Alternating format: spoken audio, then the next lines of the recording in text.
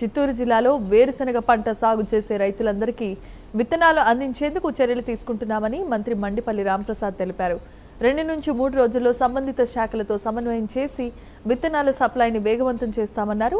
రైతులకు ఎటువంటి ఇబ్బందులు తలెత్తకుండా అన్ని విధాలుగా సహకారం అందిస్తూ ఖరీఫ్ సాగును విజయవంతం చేయటమే ప్రభుత్వ లక్ష్యమన్నారు మంత్రి.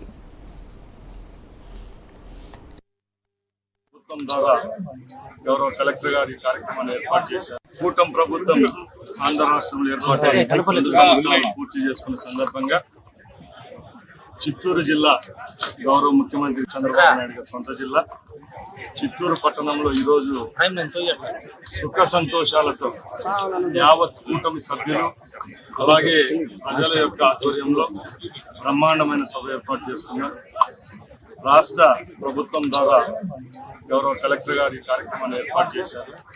ఈ కార్యక్రమానికి 3 పార్టీలకు సంబంధించిన అధిగత మహారథులు ఈ కార్యక్రమంలో పాల్గొన్నారు. ఈ 2 సంవత్సరాల్లో ఏవేవి అభివృద్ధి కార్యక్రమాలు ఈ జిల్లాలో జరిగాయో ఒక్కొక్కటిగా నెమరు వేసుకోవడం జరిగింది. ఇంకా రాబోయే 3 సంవత్సరాల్లో ఏవైతే సంక్షేమ అభివృద్ధి ఫలాలు ఈ జిల్లా వాసులకు అందించాలో అవి తప్పకుండా అందిస్తామని చెప్పి సభాముఖంగా అందరికి తెలియజేసుకున్నాం. కృష్ణా నది ఎక్కడ, అది పుట్టుకెక్కడ, ప్రవహించేది ఎక్కడ?